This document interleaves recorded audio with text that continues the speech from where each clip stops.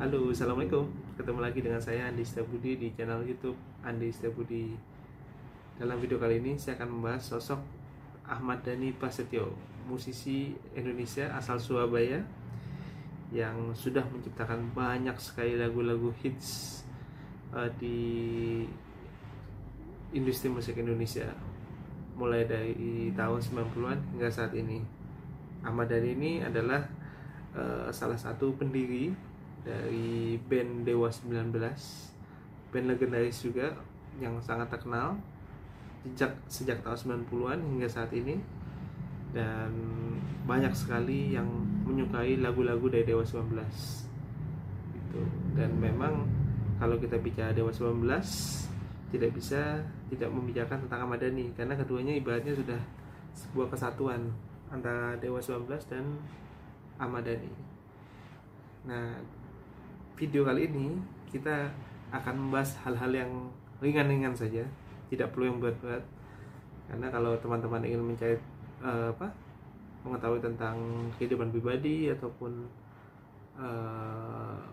tentang politik, pandangan politik Ahmad Dhani, saya yakin teman-teman bisa dengan mudah menemukannya di internet, baik itu di YouTube maupun di search di Google. Jadi kita akan bahas hal yang ringan-ringan tentang Ahmad Dhani. Walaupun nanti ada sedikit tentang politik, tapi saya jamin bicara tentang politik nanti lebih ringan, tidak berat, jadi bisa dinikmati oleh teman-teman semua. Oke. Jadi yang akan pertama yang kita bahas adalah mengenai nama dari Ahmad Dhani Prasetyo. Kenapa nama? Karena Dhani ini bisa dibilang termasuk musisi yang sukses dan berhasil mengubah persepsi masyarakat tentang namanya.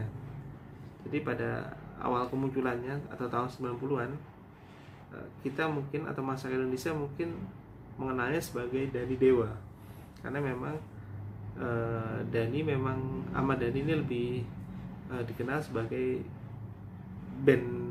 anggota dari band Dewa 19, bandnya anak muda tahun 90-an. Jadi makanya tidak heran pada tahun 90-an masyarakat mengenal sebagai Dhani Dewa. Itu juga berlaku pada beberapa musisi lain ya, misalnya kayak Duta, Salon Seven, Piyu, Padi, lalu ada siapa lagi, ada Ariel Noah. Jadi banyak dari musisi Indonesia yang dikenal oleh masyarakat dengan nama bandnya juga di belakangnya, meskipun beberapa berhasil hanya rebranding namanya atau image-nya. Jadi misalnya seperti Ariel itu kalau kita bicara tentang Ariel Noah, kalau kita ngomong Ariel saja udah Ariel itu sudah sukses membangun citra image-nya sendiri gitu. Tidak semua musisi berhasil, karena bahkan kayak Duta, Salah Seven, kalau kita bilang Duta Mojo, mungkin masih siapa ya, tapi kalau Duta Salah Seven masih kenal. Ada lagi Aman Maulana juga sukses, dia membangun jadi dikenal dengan nama aslinya sendiri, Aman Maulana, bukan Aman Gigi ya, itu sukses. Kalau Piyu walaupun bandnya sukses, tapi masyarakat sampai sekarang lebih mengenalnya sebagai Piyu Padi, meskipun dia sudah beberapa kali berusaha untuk membangun citanya sebagai seorang musisi dengan hanya Piyu, tapi sayangnya masyarakat tetap mengenal sebagai Piyu Padi gitu. Nah, Ahmad Dhani bisa dibilang cukup konsisten dalam musik, makanya apalagi sejak tahun 2000-an ya. Jadi kan setelah album Pandawa 5 tahun 1997 itu kan meledak di pasaran, sukses. Lalu Dewa sempat terpuruk setelah pada akhir tahun 90-an karena Ari Lasso dan Erwin Prasetya itu harus keluar karena narkoba ya pada saat itu ya. Jadi Dewa terpuruk. Lalu pada tahun 2000 itu Ahmad Dhani beserta Andra Ramadan, anggota Dewa yang tersisa ini, sukses merekam album baru Bintang 5 yang sangat-sangat sukses di pasaran. Bahkan hingga saat ini merupakan salah satu album yang Dewa yang bisa dibilang paling banyak disukai oleh masyarakat, apalagi oleh Baladewa. Dan pada saat itu Dewa bisa dibilang mengambil langkah berani dengan merekrut personel baru yaitu Once dan Tio. Tio Nugos pada vokal dan Tio pada drum gitu. Dan album tersebut sukses pasaran dan membuat tentu saja masyarakat lebih mengenal lagu-lagu Dewa setelah di era Ari Lasso yang tadinya mungkin hanya anak muda saja pasanya Dewa, tapi begitu masuk di album Bintang 5 itu tidak hanya anak muda tapi juga kalangan dewasa juga, maksudnya usia 35 ke atas jadi suka juga dengan lagu-lagu Dewa itu. Makanya berkat Ahmad Dhani konsisten tersebut, makanya masyarakat kemudian mengenalnya sebagai Ahmad Dhani, tidak lagi sebagai Dhani Dewa. Sebab pada tahun 90-an, kalau teman-teman masih ingat, dulu pernah ada tayangan infotainment. Itu peristiwa itu akhir tahun 90-an. Itu pernah ada liputan tentang adanya keributan pada salah satu event di Jakarta, di mana ada dua pihak yang bertikai. Bertikainya itu nggak salah itu di sebuah kafe, dan kemudian ada berlanjut keluar di tempat parkiran. Jadi pada saat bertikai di parkiran tersebut, tiba-tiba Ahmad Dhani datang. Saya ingat itu, dia datang, salah satu pihak yang bertikai langsung tidak terima dan mengatakan, kamu siapa? Ahmad Dhani, yang ya karena orang Surabaya kan berani ya, nekat dan berani. Dan saya ingat waktu itu ada gambarnya tuh, videonya, Dhani bilang, kamu siapa? Saya Dhani. Dhani siapa? Dhani Dewa. Saya Dhani Dewa. Saya ingat tuh. Jadi pada saat itu mungkin karena Dewa masih baru terkenal di kalangan anak muda, jadi nama Ahmad Dhani itu masih belum terlalu populer dibanding saat ini. Kalau saat ini kita sebut Ahmad Dhani, mungkin dari anak kecil sampai kakek udah tahu. Tapi pada tahun 90-an mungkin hanya dikenal Dhani Dewa, ya kan? Dan hanya dikenal di kalangan anak muda. Tapi kalau sekarang Ahmad Dhani, semua orang di Indonesia mungkin sudah tahu siapa Ahmad Dhani. Gitu. Jadi salut kepada Ahmad Dhani yang berhasil dan sukses membangun image-nya. Sekarang tidak hanya sebagai Dhani anggota Dewa 19, sekarang sudah menjadi Ahmad Dhani musisi legendaris Indonesia sekarang. Itu kalau soal nama. Dan yang kedua yang akan saya bahas kedua adalah mengenai politik. Ya, jadi kalau soal politik, memang semua pasti sudah tahu bahwa Ahmad Dhani suka berpolitik. Bahkan gara-gara kesukaannya pada politik itu, Ahmad Dhani sempat akhirnya harus berurusan dengan hukum dan sempat ditahan. Teman-teman pasti sudah tahu ceritanya seperti apa. Nah, tapi kita akan bahas yang ringan-ringan seperti saya bilang tentang politik dan Ahmad Dhani. Jadi Ahmad Dhani memang sejak mungkin tahun 2004 ya, dia sudah tertarik di politik. Saya lupa antara 2004 atau 2009 itu Ahmad Dhani itu sempat mendukung Wiranto pada saat itu sebagai calon presiden. Bahkan meminta supaya Baladewa untuk ikut mendukung Pak Wiranto pada saat itu.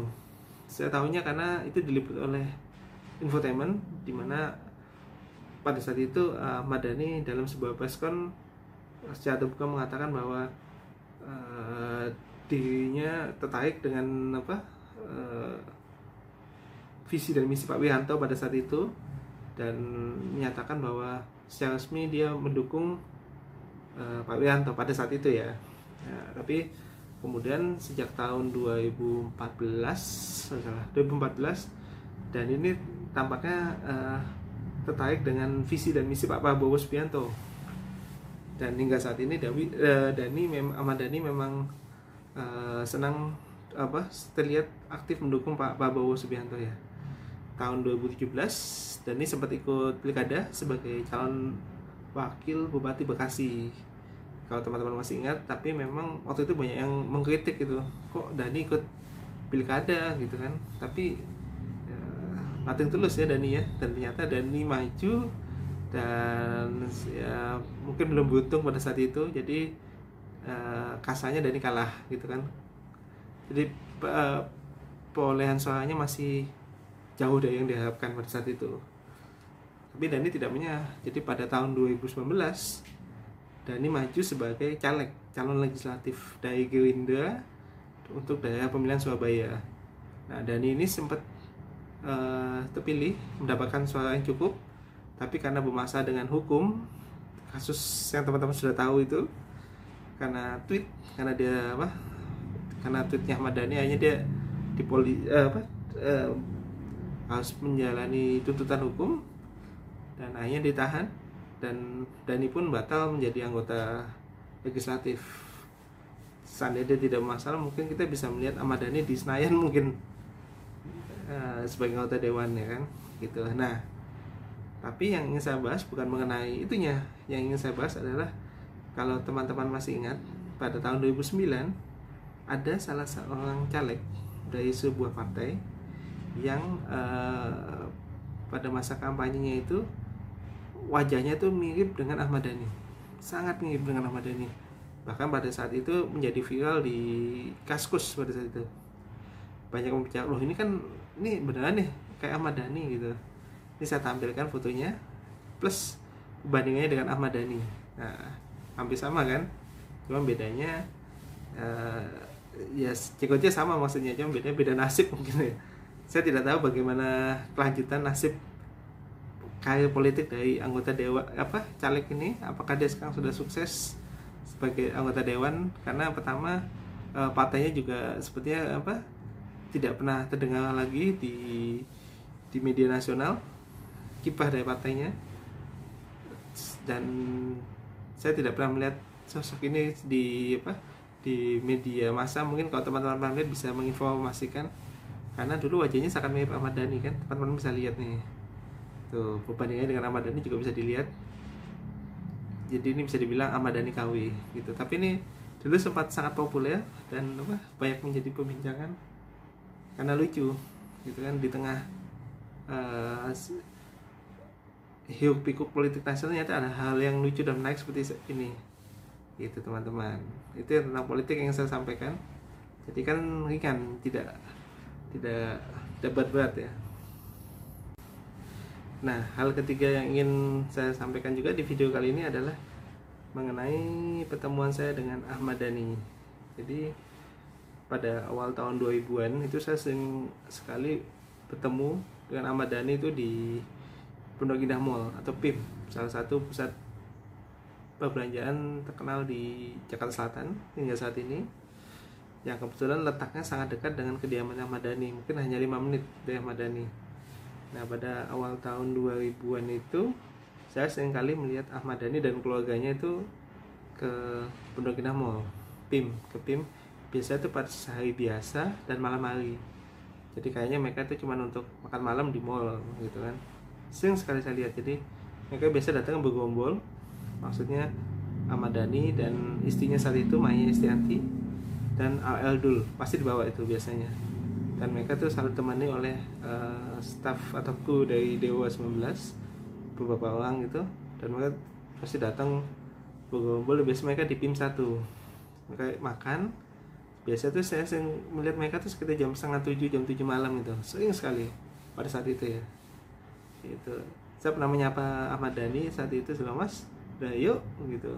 Cukup ramah kalau disapa, walaupun kalau dari jauh mungkin kita kesannya kayak kayak arogan gitu. Tapi sebenarnya kalau kita sapa, Dhani itu sebenarnya ramah juga, respon juga gitu. Cuman pada saat itu saya tidak ada kepikiran mau foto dengan Ahmad Dhani sih, tidak ada kepikiran, cuman ada Ahmad Dhani, sapa gitu aja waktu itu. Lalu selanjutnya saya pernah bertemu lagi dengan Ahmad Dhani itu pada sebuah event di JCC. Jadi pada saat itu saya ada janji dengan manajemen dari salah satu mungkin teman-teman ingat band atau grup vokal Rihan dari Malaysia, grup vokal Nasid. Jadi ada sebuah event di mana saya ada janji dengan Haji Mubin, manajer dari Rihan. Event tersebut kan di JCC. Jadi ini sehari sebelum event tersebut ada semacam gladi resik ya, gitu kan. Dan itu dilaksanakan malam hari. Jadi musisi pada tes soundnya, sound test atau ngecek suara, cek panggungnya pada sehari sebelumnya itu kan. Nah pada saat itu saya ingat ada pertunjukan apa ya, sulap, ada di Corbuzier masalah di situ. Nah terus ada Dhani, saya lihat, wah ada Ahmad Dhani tuh datang.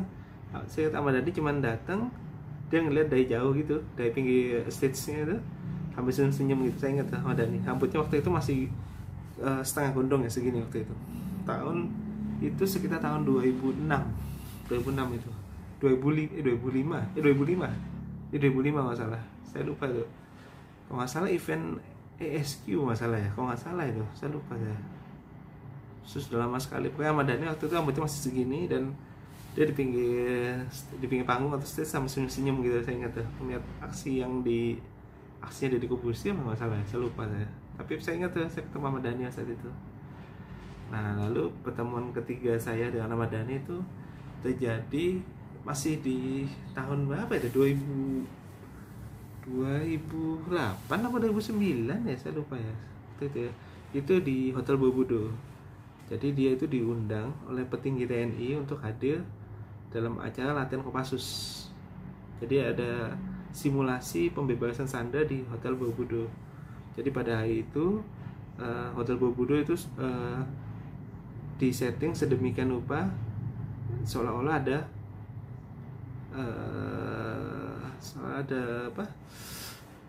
tawanan Sanda.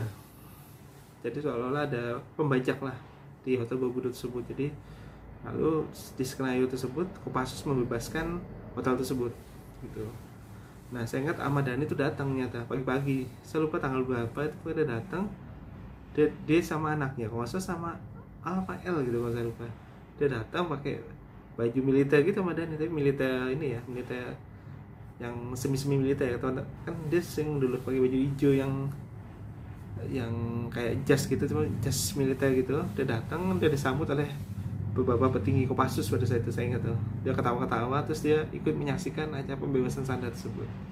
Nah saya sendiri hadir karena saya juga diundang. Kebetulan teman saya itu pada saat itu sebagai salah satu anggota dari Bulto, penanggulangan satuan apa satu Bulto Kopassus. Jadi saya diundang datang. Dan pas datang saya lihat ada Ahmad Dhani nyata. Wah mantap deh Ahmad Dhani itu. Kalau pertemuan terakhir saya dengan Ahmad Dhani itu pada tahun 2011 kalau salah. Itu ada sebuah acara ada sebuah event di salah satu stasiun televisi. Nah ternyata bintang tamunya Ahmad Dhani. Saya nggak dulu loh ada ketemu Ahmad Dhani nih. Tapi kali ini saya sempat foto. Nah ini fotonya saya sama Ahmad Dhani nih gitu. Saya ingat pas selesai acara taping itu kan saya nunggu dulu tuh Ahmad Dhani tuh, nunggu. Soalnya begitu saya tahu Ahmad Dhani, dia tuh ngobrol dulu sama hostnya ya. Saya ingat sama hostnya dia tukar nomor telepon. Pas lagi tukar nomor telepon karena tahu ada saya ingat tadi dia ngomong cek 08 kalau saya nomor mentari, kalau saya Indosat kalau saya 081 bapak gini. Jadi begitu dia tahu ada saya langsung 08 sekian. Tadi itu kenceng 08 ini gitu. Tapi karena ada saya jadi diem ya gitu. Nah pada saat itu saya tidak sebagai pada saat itu saya sudah menjadi kolektor tanda tangan. Jadi pas ketemu Ahmad Dhani saya nggak sia-siakan dong, saya langsung minta tanda tangannya Ahmad Dhani gitu. Saya minta foto dan minta tanda tangan. Kalau sebelumnya kan saya belum jadi kolektor tanda tangan, jadi nggak terlalu mikirin. Kalau saya udah jadi kolektor tanda tangan waktu awal-awal itu pasti Pondok Indah Mall udah saya mintain tanda tangan. Nah ini dia tanda tangannya Ahmad Dhani ini teman-teman. Nah Ahmad Dhani. Nah terus saya juga minta Ahmad Dhani ngasih pesan-pesan untuk generasi muda. Dan pesannya Ahmad Dhani adalah be different. Itu kata Ahmad Dhani nih. Itu tantangan asli Ahmad Dhani nih. Gitu teman-teman. Kan teman-teman bisa lihat rambutnya Ahmad Dhani ini udah menjelang Ahmad Dhani botak nih. Jadi setelah tahun 2010, 11, 12 ini kan setelah itu dia sering tampil pelontos. Sebelumnya dia sudah mulai tanda-tanda dia mulai akan rambutnya dipotong pendek lama-lama jadi botak sampai sekarang. Itu teman-teman. mudah-mudahan saya bisa bertemu kembali dengan Ahmad Dhani, karena dia sebenarnya pribadi yang menyenangkan, meskipun bagi yang belum pernah bertemu dengannya memang kesannya kayak dia angkuh, arogan gitu, apalagi kalau lagi kita lihat dari jauh gitu, kesannya kayak ini. Dan memang karena dia jenis dalam musik ya, jadi ya harus diakuin dia memang jago dalam bikin musik gitu. Nah, yang terakhir yang akan saya bahas adalah tentang sosok unik yang juga menyukai Ahmad Dhani. Jadi saya punya teman, dia ini adalah orang Amerika Serikat, namanya Jacob Cash gitu. Dia ini kolektor foto-foto bertanda tangan, kolektor foto-foto sejarah Indonesia. Jadi banyak sekali koleksinya dia itu ternyata belum pernah dipublikasikan di Indonesia gitu. Untungnya dia itu berbaik hati, selalu men-share foto-foto koleksinya dia itu di Instagram miliknya dia. Karena dia bilang, saya cuma ingin masyarakat Indonesia tahu sejarahnya, sejarah bangsanya sendiri. Bahkan dia itu pernah memposting foto eksekusi dari pelaku G13 PKI, penculikan G13 PKI, komandannya yaitu Letkol Untung, di internet. Dia memposting foto tersebut dan mendadak viral, sampai ada yang diposting ulang sama pihak lain sampai 5 juta viewers nggak salah. Dan dia baru tahu beberapa waktu kemudian ya, dia bilang dia kecewanya bukan karena dia tidak dapat ini ya, tidak dibayar atau apa, tapi dia kecewanya karena yang memposting ulang foto-foto tersebut tidak mencantumkan namanya sebagai pemilik foto tersebut, ya kan.